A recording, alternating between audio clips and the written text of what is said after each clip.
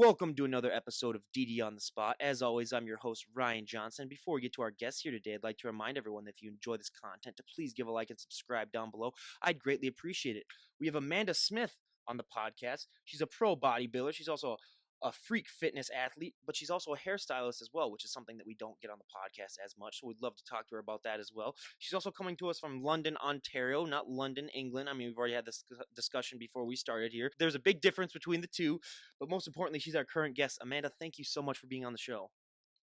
You're welcome. Thanks for having me. Absolutely. So why don't you give us a little bit of a backstory and what inspired and motivated you to make that change and adapt that healthy and fit lifestyle?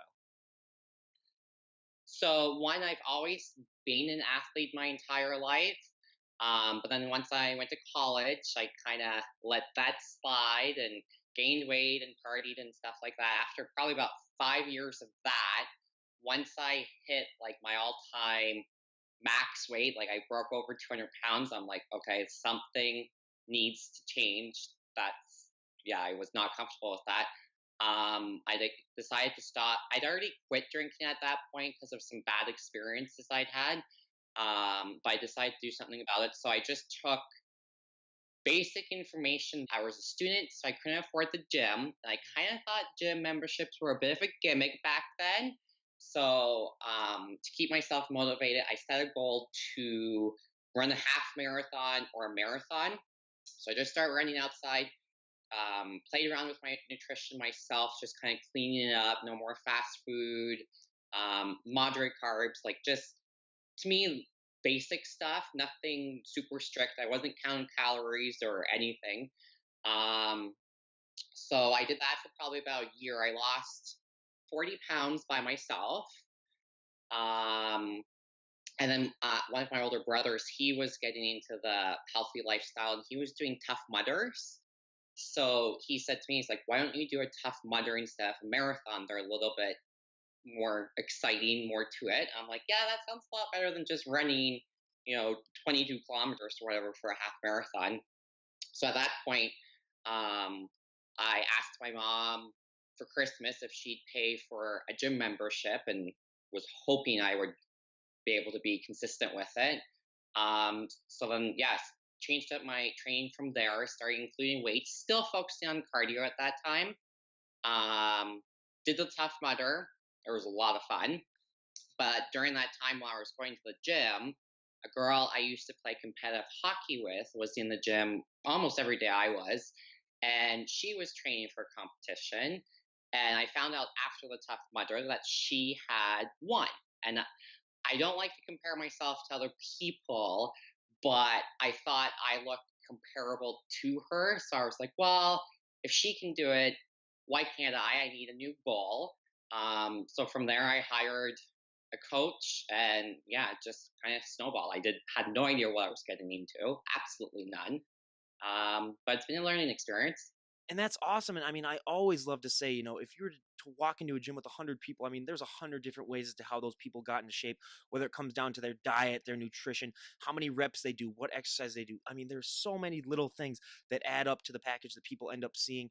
Was that a struggle for you when you were getting started? Because I always say, if you were to walk up to someone and say, like, what did you train specifically for that body part? It looks amazing.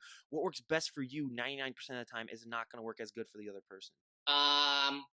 Well, when I first started working out, it was more so the focus was just weight. So I was driven mostly by the scale, not building muscle or anything. And then when it came to competing, I don't know, I just really trusted what my coach told me 100% and went with that. Well, and I always like to say it's kind of like being like a mad scientist where you're kind of like, making your own concoctions, and it's all about a lot of trial and error that a lot of people go through. But yeah, like I tell everyone else, getting a coach is one of the best things that you can do when it comes to that, because they just make your life so much easier most of the time. I was going to say, you do have to be careful, because I can't say my first experience with the coach was the best. If you saw pictures of how thin I end up getting, I lost another 40 pounds with her. People thought I was anorexic. And when I look back at the photos now, I realize things really got to an extreme that they shouldn't have. It wasn't healthy for me. But I learned from it, learned a lot. No, yeah, 100%. Like I was just saying, it is so much trial and error. And yeah, the coaches, I mean, they can do really, really good for you. But yeah, sometimes you do have to watch out. Sometimes the coaches, make mistakes or they don't have the best interest in mind. So yeah, that's definitely one of those things that you have to look out for.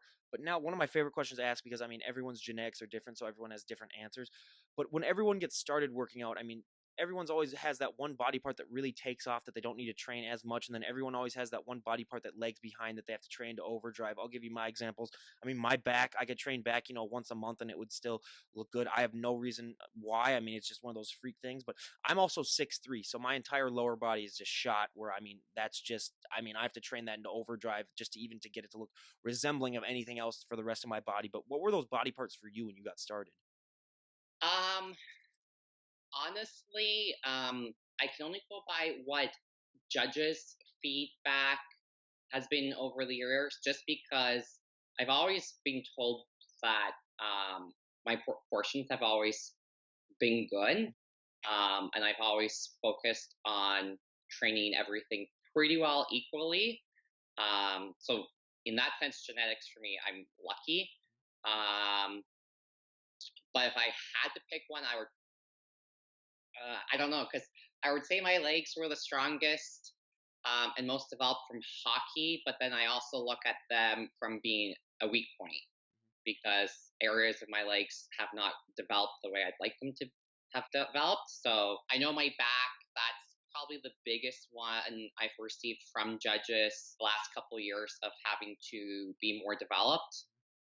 So I am working on that. My biggest pet peeve too is calves, because that's the one thing where genetics play 99% of it. I mean, I always say I could do 10,000 calf raises a day. I could inject pure muscle into my calves and they wouldn't grow.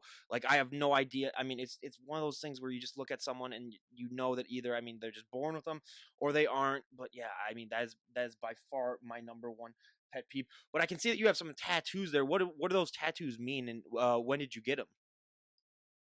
Well, I haven't got any tattoos since I've been competing. Hmm. Just because my first coach had said that they might be an issue with some judges. Hmm. Going forward, I have to say there's only been once that a judge actually really judged me negatively on it. Um, but I've got a lot of tattoos. The ones on my arm are just orchids. I have a cherry blossom tree on my back. I have script on my wrist, on the inside of my arm, on my neck.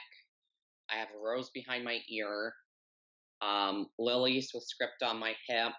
I have my parents' wedding portrait on my thigh with script, and then I've just got a couple small tattoos on my legs. That's awesome, because yeah, like a lot of people that a few people that I've had on, I should say, like actually do have the tattoos and then they compete. And I've always wondered, if that ever impacts them negatively. And yeah, so sometimes, yeah, I can believe that sometimes it might, but I mean, more power to. I mean, I have a grandpa that has his tattoos, and but other than that, I mean, I'd probably just get like a tattoo that no one would really be able to see. But yeah, tattoos are definitely a cool thing that I love to talk about. But how long into your journey before you decided that you wanted to compete in bodybuilding? How long, for instance, when you first stepped into the gym to finally making that decision? Like, hey, that seemed like that'd be something really cool to do.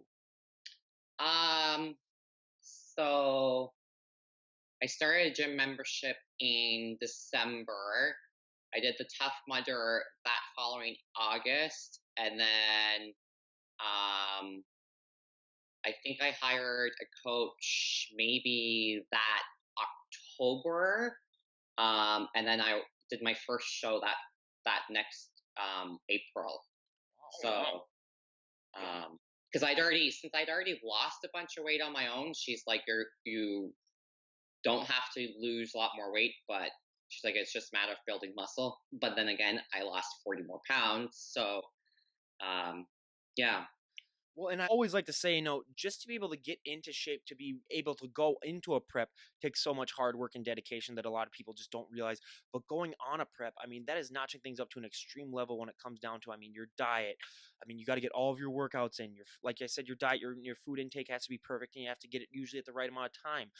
Was that a struggle for you, sort of adapting to that, prep life? Because for a lot of people, that can just be a huge eye-opening struggle. Um, yes and no. I'm very much of a routine person. And because I've been somewhat used to cooking and prepping my own meals to some degree before hiring a coach, it wasn't that bad. I think it was more getting adjusted to um, when you're going out somewhere, always taking meals with you just in case you're out longer than you expect. Um, just always preparing for the worst case scenario because in prep, like you can't just eat whatever you want or find an alternative. You need to stick to your meals. So that part of it was maybe a little bit more difficult, but um, now that I've got used to it, even when I'm not in prep, I rarely will travel without at least one meal with me. Like even when I go out grocery shopping for the day and doing errands, I'll take a meal or two with me. Yeah, the food part is one of the big stereotypes that, I mean, I'd love to bust, because so many people believe that, if you start getting muscle and you start losing weight, that you're going to need to eat less than you normally eat before. But there's so many people who have on, I mean, you could weigh like 300 pounds before and you're still eating more food now than you would eat even when you weighed at that amount, because you're just a calorie burning machine. You got to keep your body always energized and always stuff full of food. So yeah, that's one of those things. But another stereotype, I mean, that I love to bust, and I mean, it's gotten better the last 5 years with Instagram, but there's still so many women that have that fear where, if they touch one weight, they're just going to hulk out and put on, 50 pounds of muscle. And I always say to that, I'd sign that person up that next night because they have found the secret that me and so many other people were looking for. Did you ever have that fear when you were getting started? And even if you didn't, I mean, now I bet you get that all the time, where people would say to you, like, hey, I just want to go to the gym, but I don't want to get, super huge. What do you always like to respond to that by? Um, One, I've never had that fear. Once I made the decision to compete, I was just right after trying to gain muscle. Um, when people say that to me, because heaven forbid, I have a lot of clients at work that will ask me for advice, and the first thing they'll say is, "Well, I want to tone up, but I don't want to bulk up." I just say, "I'm like, it's not going to happen." Like, it just there's so many variables involved to it, and not to sound negative, but the average person is not going to consider all those variables or put in the effort or dedication to it because it's definitely not for everyone. I couldn't agree more, and I always say to that, I always tell the story of when I was in college and, getting bigger and stronger. One of my really good friends, she came up to me and she said, Ryan, I noticed that you're making all these changes, and I want to go to the gym with you, but I'm just afraid I don't want to get too bulky. And I finally told her, I said, look, the amount of weight that you carry in your purse when we go out to clubs or when we go out to, get something to eat weighs more than 99% of the dumbbells in the gym. Now, she had a very heavy purse. Like, I had no idea what she put in that thing, but that thing weighed, like, even for me, that was a struggle carrying that thing around sometimes. I mean, it was at least 40, 50 pounds. I have no idea how she managed, but I told her, I was like, you don't get an ounce of muscle from lugging that thing around. So she's like, oh yeah, I guess you're right. So then she finally decided to go into the gym. But the biggest thing that I think impacts women so much more than it does men in a positive way is the confidence boost that it gives them. I mean, there's so many guys that, I mean, let's face it, they act like they own the gym when they walk in the place, even if they've never touched a weight in their entire life. That's just, their ego. But with women especially, I mean, the confidence boost that they get can be so huge. And that's one of the things that you can transfer from the lifestyle into everything else in your life. How has that impacted you, just that confidence boost that you get from working out, and how has that impacted everything else in your life? Well, it's funny that you actually say that because part of my reasoning for getting into lifting weights too was to build confidence because I'd been through some tough situations and um, I wanted to feel more confident that I'd be able to, sounds weird, but protect myself if I needed to. Not that lifting weights is going to do that, but at least I'd have the confidence. And hell, now most people are scared of me, so I don't have to worry about Mhm. that. But I don't know. I think you just, um, even though weight training, competing, it can build a lot of insecurities because we become more critical. I do think we build a lot more confidence in us in the process because you're continuously bettering yourself. Um, and just, yeah, I don't know. Completely agree with that. I mean, I can even tell my own story. Like you had I had confidence to go up and talk to people that I might not have even had the confidence to. I mean, be a little bit more assertive, and that's one thing for women that we hear of all the time. So there's always these scenarios that they have where maybe at work they were getting talked down to a little bit, but then once they start working out and getting the confidence, and they're able to say like, you know what, no, this is my idea. I want it. So I've heard so many stories like that. And we even had a woman who, I mean, she left the Mormon church after that, and that was an interesting story to hear. But yeah, just the confidence boost and how it impacts, especially the women's lives. I mean, that's why I love asking that question. But now, I mean, the most surprising answer by far that I would have never guessed since I started doing these podcasts, that for these competitors, one of these things that I never realized, and the general public I don't think doesn't realize, is that for these competitors, one of the hardest things, if not the hardest thing for them, is their posing. I mean, it's harder than their nutrition. It's harder than their working out and training. It's one of those things that I would have never guessed in a million years. But I always compare it now to sort of, there's a difference between being a great driver and being a perfect driver. Just like there's a difference between being a great poser and a perfect poser. First of all, you can never be a perfect poser because it's always something that's always ever evolving. But what has that experience been like for you? Because we've heard so many people just talk about how that's just so difficult for them to pick up on. Was posing something that was easier for you to adapt to, or has it been something that's always been a trial effort for you where you're just always constantly working on making it better? Um, that's a tough question to answer. One, I admit I'm terrible when it comes to posing in the off season. Not seeing the leanness and stuff. I just don't like looking at the poses. Um, but generally, when I'm working with someone on posing, I usually pick up their feedback and can adjust the posing easily. That I never have an issue with. More of my issue is when I get conflicting advice from different people. Then I don't know what way to go because, like, back in 2017, I worked with a posing coach for a while, and then I have my trainer coach, and their views on how I should pose did not always line up. So it was difficult. One guy makes a living on posing, the other one knows my body a lot better. Like, whose advice do you take? And I've talked to other people since, and everyone's going to tell you a different way to pose. Um, so it's hard to decide what is the best way and whose advice to take. There's definitely some ways of posing that just strictly don't feel comfortable whatsoever. Like the posing coach I was working with, last time I worked with him, I was like 3 weeks out from my pro debut. I was exhausted, and I had already worked with him in the past, so I really thought we were just gonna tweak things a little bit. He changed all my posing. Like, I usually put, while some of my poses I put my left side is the dominant side and some the right side. He switched them all so they were the exact opposite. It didn't matter how often I tried posing. I could not get comfortable posing the opposite way of what I had been posing. Yeah, we hear that all the time. It's just for a lot of these people, they don't really. For a lot of these athletes, they get a more of a workout in posing than they do from their average workouts, just because you're sweating all the time, you're just tensing up, and it's really just a hard thing that a lot of people don't realize. But what is your favorite pose to do, and what is your least favorite pose to do? Since switching to bodybuilding, I would say the lat spread is probably my favorite. It's difficult, especially the back lat spread. Um, but yeah, I would say they're probably my favorite. And what is your least favorite? Side chest, I would say, or ab Yeah. and thigh, because that one, yeah, that's probably the one I get the most critiqued on which way to do it. Mind you, with bodybuilding, I think most people generally do it one way. I can't remember now. Yeah, ab is probably our least favorite. We get all the time just because yeah, it is kind of one of those awkward poses where I mean it's hard to do and it's hard to get everything down point. But yeah, and so I always say, that's why I love to bring that question up because there's so many things that about bodybuilding that I don't think people realize. But yeah, posing is one of those things where it can be, one of the hardest things.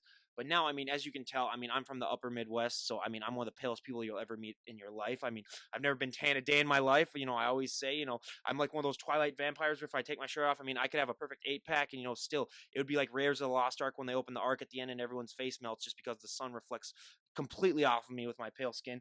So I've never been tan a day in my life. So I always love to ask the people that we have on the compete, what is that experience like for you when you get that tan on? Because we hear so many stories about people talking about, you know, like you see muscles that you never even knew that you had. Everything really seems to pop out. What is that experience like for you when you get the tan? Um, I don't know. I guess like it definitely makes everything pop more.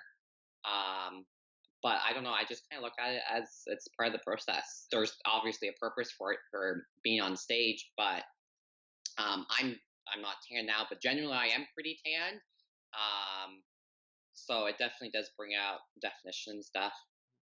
And it's just fascinating because yeah, like people say, like they look at themselves like right before they put the tan on, and then they look at themselves afterward, and it's just such a huge difference. That I mean, yeah, it really is, you know, one of those things that really does add the final touches. But I always like to say too, you have to be basically like a statue. You can't sit on anything. You can't stand against anything. I Oh, mean, yeah, that's yeah. yeah. I actually hate being tanned for that reason because afterwards, like we're in the bathroom, Mhm. um, like I do all my hair and makeup myself, and like I wear contacts, so I don't wear my contacts when I'm going to get tanned. But then you've got tan all over your hands, and you're trying to put your contacts in without getting tanning stuff on your contacts. Like it's just yeah, it's a nuisance. I hate being tanned. So now that brings me into what I was going to ask, because I mean, you are a hairstylist. At what point in your life did you decide that you wanted to be a hairstylist? Was that something that you always wanted to do? Nope. Just like bodybuilding, it's just something I kind of fell into. Initially, after high school, I went through for pre health. I wanted to be a paramedic. I got put on the wait list, and a lot of people at the time were saying that there weren't jobs for paramedics not to do it. So um, I didn't want to not do anything that year. So I figured I'd go into hairdressing. My sister had gone through for it because there's always jobs for hairdressers. So that was something I could do in the meantime and kind of fall back on. And it's just, yeah, I really enjoyed it. I did go back to school afterwards again a couple times, but it just seems to be what I love to do at this point. And how do you think your background in hairstyling has really helped you in your competitions? Because a lot of people don't realize. I mean, they just think, you know, it's all about, you know, the way that your muscles look and how you look. But it's also a lot of it's the presentation too. I mean, if you have a good I mean, if you have a good style and a good look to yourself, that can also really help you out with the judges. How do you think your background has really helped you out in that aspect?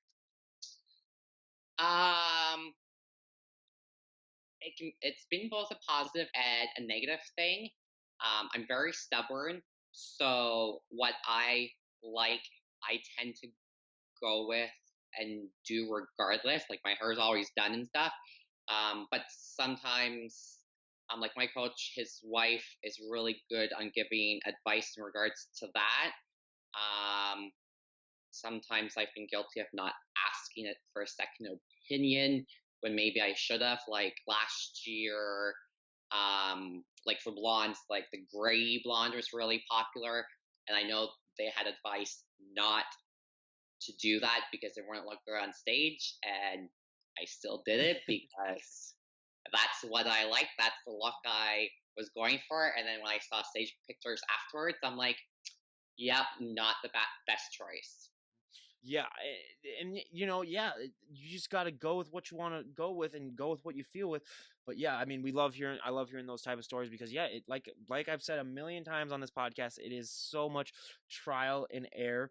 But I always love to ask, you know, probably the most common question that I ask for all of my guests that I have on, whether it be, you know, my up and coming bands, the professors that I have on, or the bodybuilders I have on. For my bands, I always like to ask, you know, what is that feeling like performing live and being on stage in front of thousands of people? And that also applies to my bodybuilders. What is that feeling like for you when you get to walk on stage, you know, show off that hard work that you've worked months upon months for? Um, Honestly, that's like once I get on stage, I'm when it comes to the posing, I'm okay. Routine, not. I hate routine. Um, but getting on stage is actually probably one of the most difficult things for me. which a lot of people laugh and they're like, "Why do you do it?" Because I've spent my entire life always wanting to remain in the background, avoiding being the center of attention and having eyes on me. You picked the Uh, right sport for that. yeah, and I've always hated wearing swimsuits and they swimsuit. Yep. So I'm doing everything I hate in order to go on stage. But I don't know. Once I'm up there and posing, it doesn't bother me. And honestly, the lights are so bright that you really can't see the people out in the crowd. You see like the judges, and that's it. But yeah, prior to going on stage, I'm always like, "Yep, I want to walk away and be like, I don't want to do this." But Yeah, I mean, I totally know. I mean, yeah, being a pitcher in baseball, I kind of got that similar feeling sometimes walking out on the mound. I mean, I had my leg shaking, and I'd be known as the guy that would be punching his leg sometimes because I tried to get him to stop shaking by doing that. But so yeah, I mean, just that those nerves, yeah. But once you get on stage, or like me too, once I got on the mound, everything was fine. But now we go to one of my fun questions. What is your go-to post-show meal? Um, it depends because I find every prep it's something different. Usually, if I can, I prefer to hit up a buffet if I can find one, just so that I can have whatever I want. Um, so a lot of time it's been pizza. Like when I did Chicago, I got deep dish pizza because I'd never had one before, and you're in Chicago, you have to experience one of those. How'd you like dish pizza? Oh, it so good. Yeah. Um, when I was in California, I really wanted burger and fries. Um, so yeah, it's kind of different every time. Toronto, I did sushi afterwards. So it just depends. And I always said, if I ever competed, I would just rent out a Five Guys for that night, and then just go to town and just pig out on them. I'd say, like, here's $1,000, just make me all that food, just let me just unload. So yeah, that's what I would do.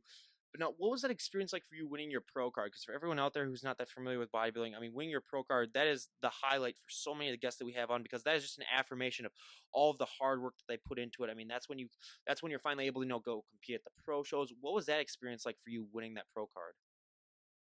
It was really surreal.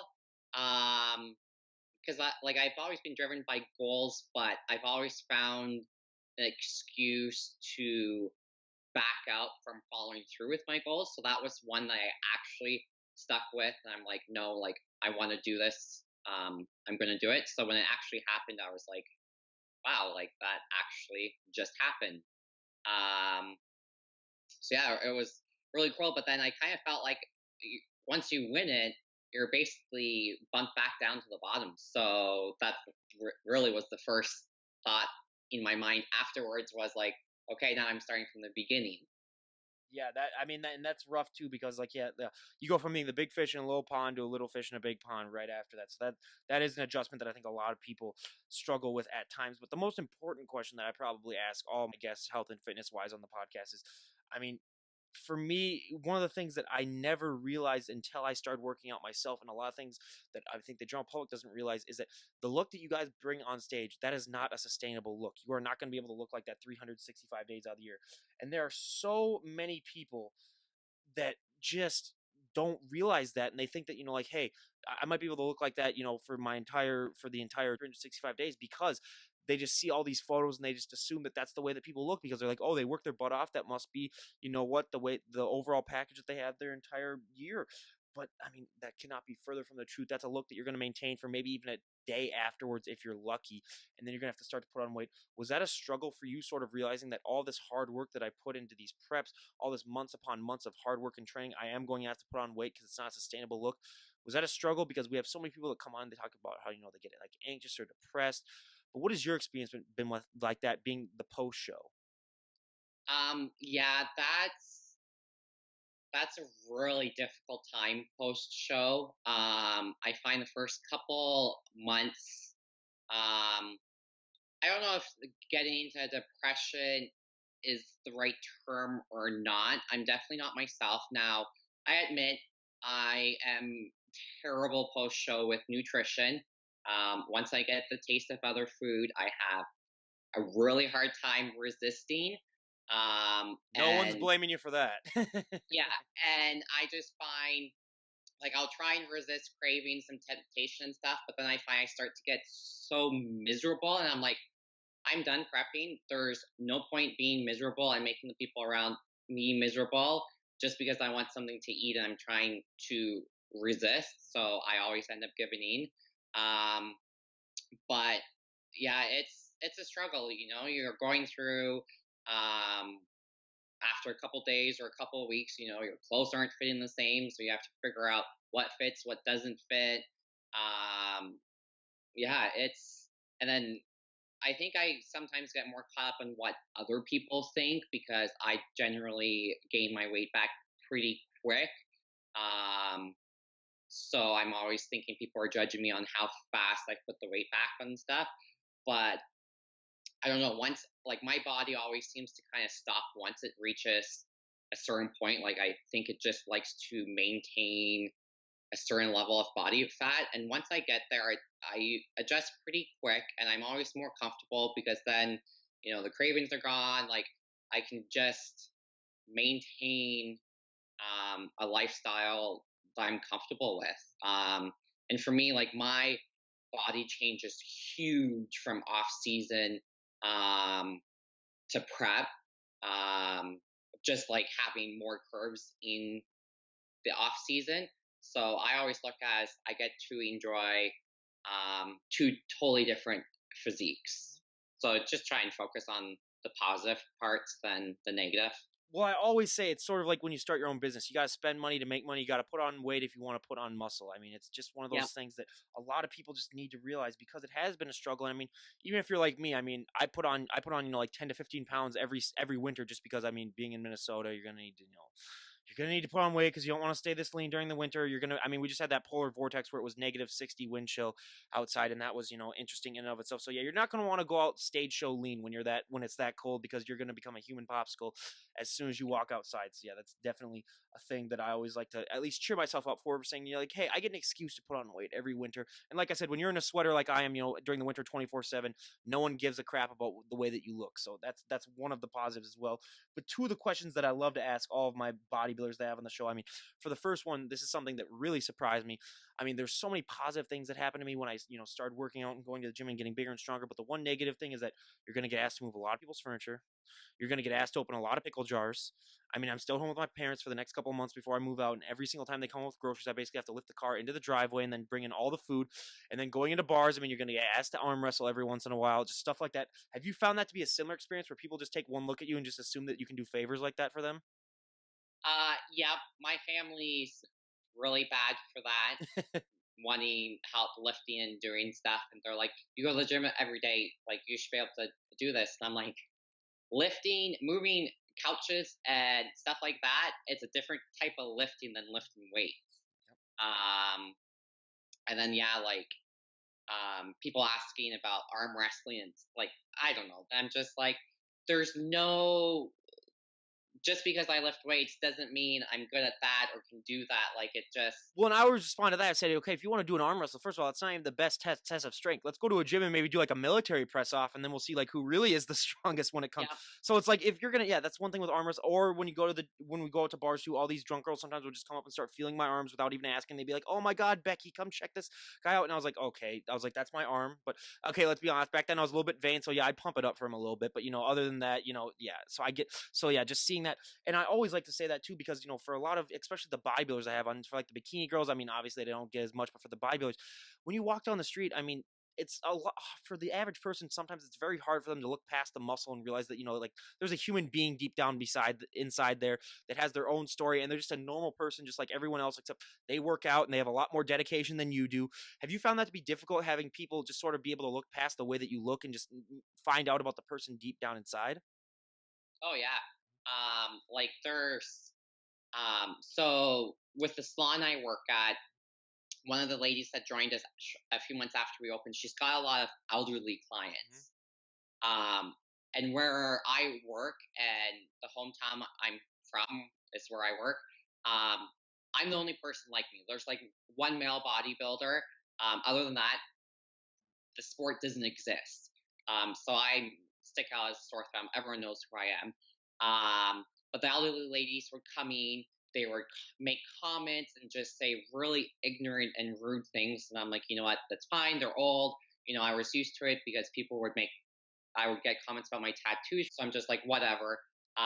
But over the time, as they've come in and they've got to talk to me and they've watched me go through preps and stuff like that, they're honestly probably my biggest supporters. They always ask, like, oh, when's your next competition? Like, after I've done a show, they come back in and they're like, you did so well. Like, we're so excited for you. So once they got to know me, they realized there was so much more to me than just the way I looked. It's just a matter of somebody taking the time to get to know me, and most people don't. And honestly, that's okay, because if you're going to judge someone based on how they look, you're probably not someone I care to be friends with, anyways. Yep. So it's their loss, their issue, not mine. I couldn't agree with that more. And I mean, yeah, that's the same thing that I always tell people. It's like, believe me, as someone that's been talking to, hundreds of bodybuilders throughout this show, I mean, I've come to realize, I mean, they're some of the nicest people you'll ever meet. It's just when you get down to meeting them, that's the thing. I mean, because let's Yeah, face it, if someone were to see someone, like a Ronnie Coleman or someone like that in the gym, they're going to be a little intimidated. They probably won't want to go up and talk to him just because. But once you get to know those people, I mean, it's like, yeah, they're so nice and they're so kind and they're willing to share everything. So that's what I could say. I give my 5 cents into that is, everyone just, yeah, it's one of those things where, I mean, appearances are always deceiving. And probably the yeah, biggest thing, too, like you said, when you're getting asked to arm wrestle, is a lot of people don't realize there's a difference between being a power lifter and being a bodybuilder. Now, if you're a yeah, power lifter, yeah, that's a little bit different because I've had power lifters on here that don't look like they've ever touched a weight in their entire life and they're benching like 280 pounds and then for reps. And I'm like, yeah, okay, yeah, that's a little bit different. So, yeah. But now, my favorite question to ask, because, again, this is a multi-million dollar idea for anyone out there who's looking to make some money. But when it comes to clothes for fit women, fit guys have their own problems, but fit women have their own problems.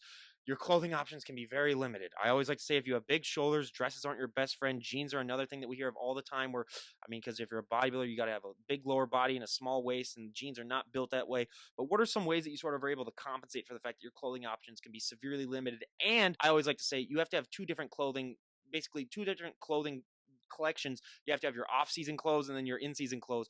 How have you yeah. been able to figure that out without going crazy? Um, it's difficult. I don't like shopping. I really don't. Um, Once I find a store, like there's one store, I do find their clothes I tend to have more luck with. Um, but I find if I find something that fits and I like, I buy every color in it I can, because it's just a rare thing to find something that actually fits properly. Um, like I don't right now. I don't have any actual jeans that fit.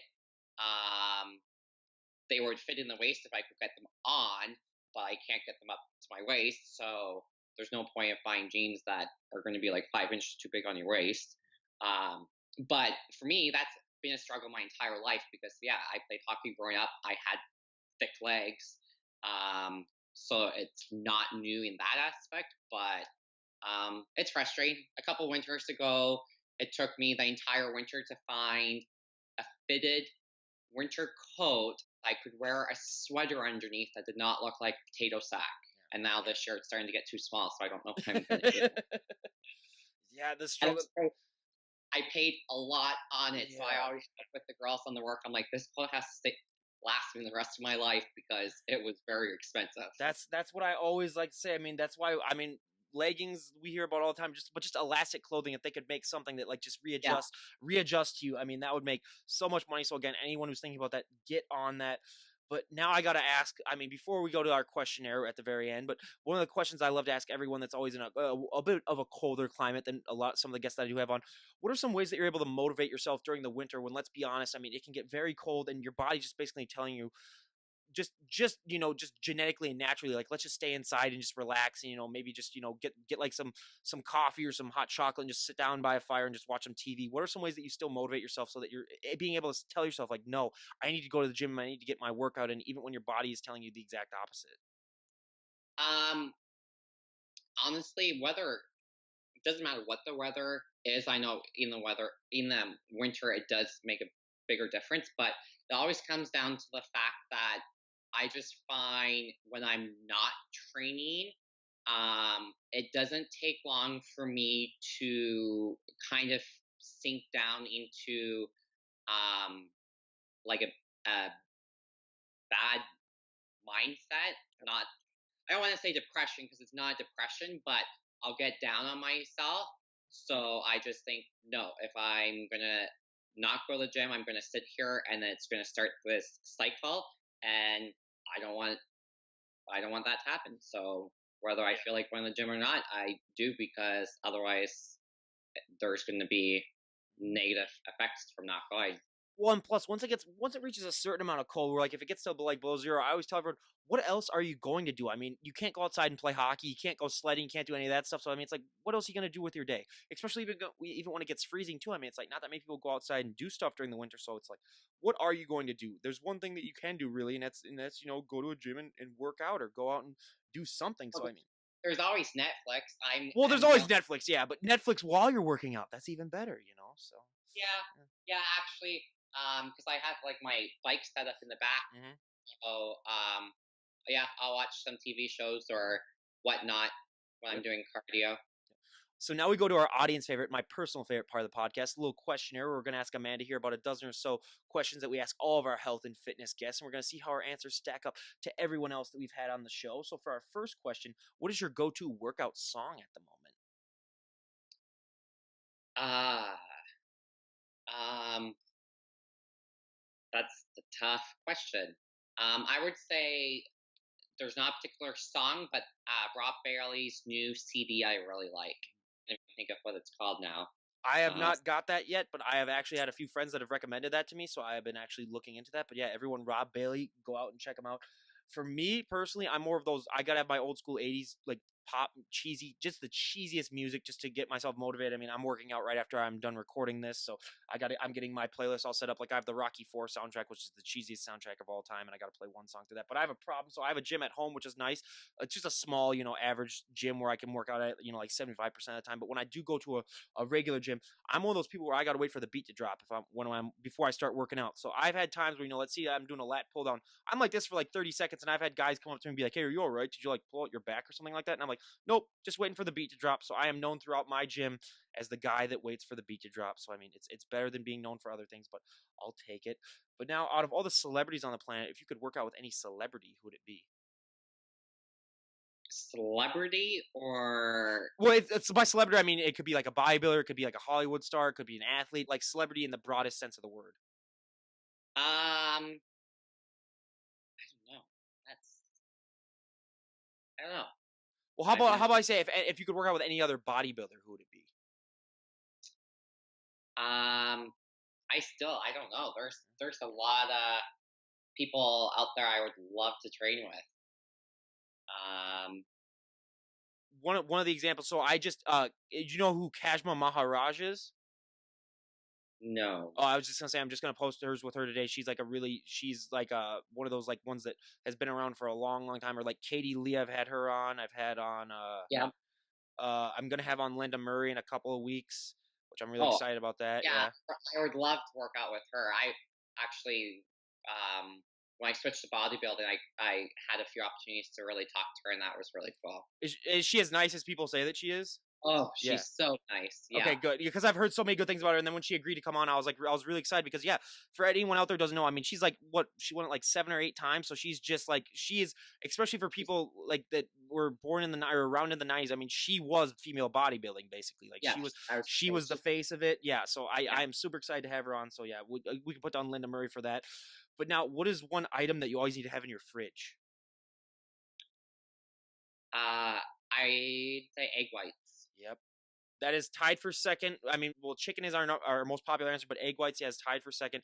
I was like, thank God, because our last guest that we had on, she said water, and I was like, okay, that's the most basic answer I've ever heard in my entire life. That's I was like, that's a cop out. Come on, I was like, let's be honest. But yeah, I that mean, was the second answer I yep, was thinking of. yep.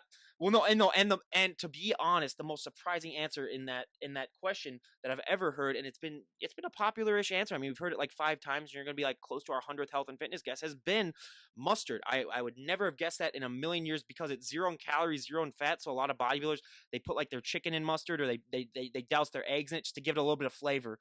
But Yeah, Now, I actually had this conversation with someone the other day. I know a lot of people do mustard, Mhm. but I actually do ketchup. The sugar and the carbs and everything in it. But ketchup is one thing my coach has used. And last year, I tried to cut it out of prep or restrict it. And it actually, we noticed I I was having a lot of difficulties progressing, and my physique just was not the same, and we couldn't figure out what was different.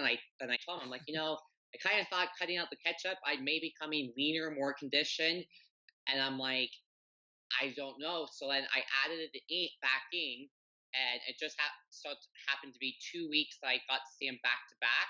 So I went and posed with him, and we had the discussion. I added it back in that week, and like my ketchup intake during prep is excessive. Um, People are grossed out by it. When I went and saw him the following week, he's like, "Holy shit, you're a totally different person." Yeah. He's like, "Your physique's completely changed," and it was just a matter of adding the ketchup back in. And So I always say this is how you can tell that I'm from the Midwest US. So when I was a kid, I had those parents who would always say, like eat your broccoli, eat your vegetables, we'll give you like $1 or whatever. They'd bribe me like that. They'd do all that stuff. So what I used to do is I would douse my broccoli and everything else in ketchup just so that I'd be able to taste it, just so that I would taste 90% of it would be the ketchup and then a little bit of the broccoli. So I always tell whenever I tell that story, people from the US always go, "Yeah, that's how I can tell that you're from the Midwest when I say that I am." But yeah, ketchup, I always said if they could invent, like a ketchup that is similar to mustard when it comes to like 0 calories, 0 fat, and everyone's like, "Oh yeah, sugar-free ketchup." That's not real ketchup. I've tasted it, yeah. I've tried it, not real ketchup. But yeah, we finally have someone on the show who actually benefits from having ketchup in their diet. So I've been waiting for that to happen. So now I can check it off my bucket list, or my podcast bucket list, I should say. We finally found one. But now, out of all the people that follow you on Instagram, what would you say would be one thing that they would find really surprising about you if they met you in person? um, I don't know. I'm trying to think of what comments I've received from people. Um, One of our most popular ones have been that a lot of people are shorter than people would think. well, I was going to say, I think one of them is that I'm bigger than what people think. Yep. Some people think I might be on the short side Yep. because more people are towards the short Hmm. side. They don't realize I'm as tall as I am. So that maybe How tall are you? 5'9". 5'9". Yeah. Oh, yep. She getting up. I mean, I get the same reaction too because I'm 6'3", and people are just like, "Oh, crap, you're tall." But so many of these people, like, they take these photos and they look like they're like 5'9", like you. And then I talk to them, and it's like, "How tall are you?" And they're like, "Oh, 4'11" or 5 feet tall or whatever. And I'm just like, "Okay, that's interesting." So yeah, 5'9". So yeah, that's actually, yeah, that's awesome. And yeah, because and people, I mean, it's harder to put on that all that muscle on that bigger frame too. So I mean, Mhm. that's even more of a kudos to you. But have there been any like going off on a tangent now because I love having the taller people come on because it's finally someone that I can kind of relate to when it comes to this. But have you found it to be a little bit more difficult than you've seen with other people putting on muscle for you specifically? Just because when you're taller, your bones are a lot longer, your ligaments are usually a little bit longer, and just it takes. I mean, you have the same amount of muscle, but it's since everything's longer, it just doesn't fill out as well.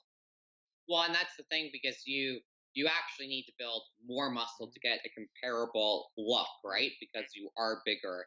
Um, so yeah, it's been difficult because I look at these shorter girls and I'm like, man, they look so big, like Mhm. their muscle bellies are so full, and I'm like, I feel like I'm just long and lanky sometimes when I lean out.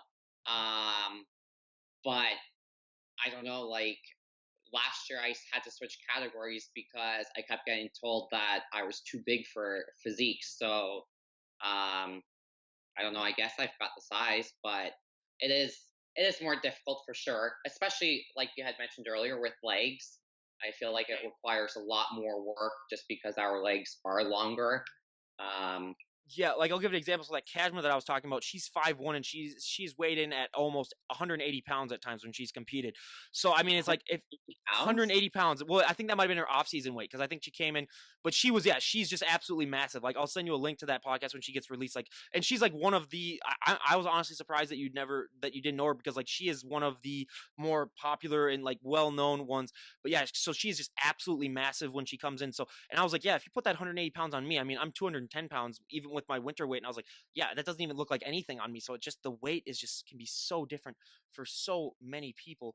But now going back to the questionnaire, if you could change one thing about the sport of bodybuilding, if you had the all-knowing power, if someone just said you know like Amanda, you can change one thing about the sport and everyone will go along with it, what would be one thing that you'd like to see changed? That depends on what aspect of the sport you're talking about. Just anything, just a sport in general. It could be even, you know, the lifestyle that goes with it. It could be, you know, working out. It could be anything that has to do with bodybuilding. Um, might sound bad, but there's like a dark side to the sport. If Yep. I could change that, I would get rid of that. I know exactly what you're talking about, but we don't have to I go into feel it. like Yep. some people like, yeah, it's like you gotta sell your soul in order to. Yep. It's just, yeah. Yeah. If I could change that, Yeah.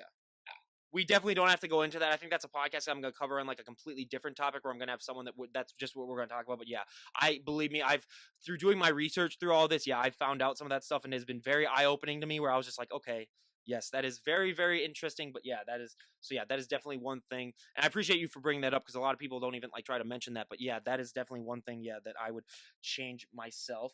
But now to end it on a little bit more of a lighter note, we go to the fun part of the questionnaire for the final a couple questions. So what is the last TV show that you binge watched? The Punisher was Yep. the last one I was watching. Yeah, not that there's a ton of episodes. They just put out the second season, but yeah, I like that one. I watched You was because I heard so many of my guests came on and they were talking about it and they were just talking about it, and I binge watched it over a weekend and it was actually really good. I was surprised, so I highly recommend that. But what is your favorite TV show of all time? Shameless. I really like Shameless. That is, see, I've heard that too, so that is definitely making a way on to here. I just write down all the answers because I think once I reach a certain amount of podcasts, I'm going to release like a chart and say like, oh, these are the most popular answers. But yet, Shameless is definitely up there. But now everyone has one. What is a guilty pleasure movie that you enjoy? Guilty pleasure movie. I don't know. I'm not a big movie watcher. Well, then I can narrow it down. So, what is your favorite movie? I don't have a favorite movie. I honestly, if I put on a movie, I generally fall asleep. Yeah. Well, Yeah. well, everyone. I mean, go and follow her on Instagram and look at some of her photos, and even looking at her now, you're gonna be like, yeah, she probably doesn't watch too many movies. She's in the gym a lot, or she's doing hairstyling. I mean, a lot of these bodybuilders, they don't have a lot of time. I mean, because it's such a time commitment. So yeah, I completely understand. But I'll say mine just because you know, again, all my guy friends, close your ears. You'll never hear me admit this in person, but Princess Bride is my guilty pleasure movie. That movie comes on. I'll give you examples. Writing my thesis paper in college, and that movie came on. I stopped what I was doing just to watch that movie. And if that isn't dedication, I don't know what is. Stopping your thesis paper to do something. So again, all my guy friends, you can listen to it now, but I'll never admit that in person. But now our final two questions of the questionnaire: what is your favorite fashion trend of all time and least favorite fashion trend of all time? Oh. I don't know. That's a tough question. Um. Yeah. I don't know. I'll give mine. I'll give mine. I can give you some time to think. So for me, flannel is my favorite, just because you know being up in Yeah. the warm, cold weather, that's gonna be you know one of the best. But my least favorite, my dad ruined it in the late '90s. Now don't get me wrong, women can rock this, but men, fanny packs. I hate fanny packs. I mean, like I say, like I always say, women can rock these because I know that they're popular for bodybuilders and I know that they're popular for women still too. But they're making a slight comeback for guys again. And if, excuse me, if I can do one thing to stop the spread of fanny packs, you know, I'll do it. So yeah, those are my answers. Yeah. I'm with you. I like the plaid. Yep.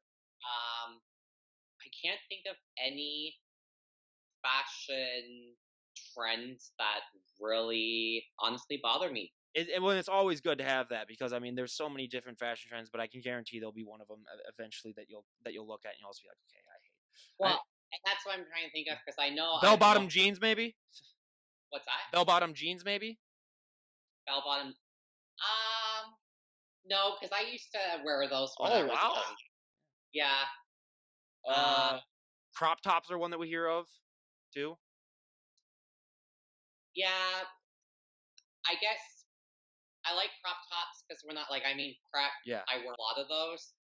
But off season crop tops then. Well, I was say crop tops on the wrong individual. Yes. Um, We've all seen that guy or gal who's rocking a little bit of extra weight who tries to rock a crop top, and then you're just like, come on, please.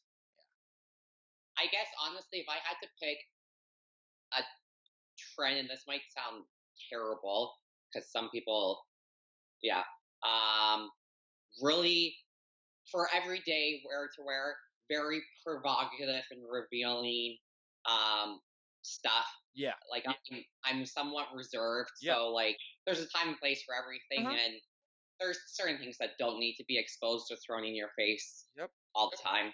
I couldn't agree more. So where would you like to see yourself a year from now? If we were to talk to you a year from now, where would you like to be at with your bodybuilding? Where would you like to be at with just your overall life? What goals do you have? Um, that's tough because right now I'm really trying to figure out what's next with me for competing. One of the options will be is Hawaii for the beginning of next year. So that would be a 1 year goal. But I don't know. I've been considering other things that would be a little bit sooner than that as well. Um, but yeah, just I don't know. If I if there's anything I could say, I would honestly I would love to move to the States. Yeah. I feel like there's more opportunities there, but that's just not easily done anymore. Yeah. So to have that happening in the next year is very unlikely. So what part of the US would you want to move to? I haven't figured that one out yet. Everyone always asks me that. Don't say LA, don't say Uh, LA, don't say LA, don't say well, I was gonna say, I would love California, but Yeah. anyone that I've talked to just says it's way too expensive there. My brother Uh, tried to live there for a year and he found out the hard way, yeah. yeah, I haven't experienced enough of the states to really pick one place. I would obviously like it to have a decent bodybuilding community Mhm. because, like I said, where I am, it's Yep. not very big. Um, but yeah, there's so many I would options. say Pittsburgh because we have so many people from Pittsburgh and that is like a huge bodybuilding community or like St. Louis or any of those places, yeah. When I competed in Pittsburgh, I had a good time there, but that city to navigate around Oh is yeah.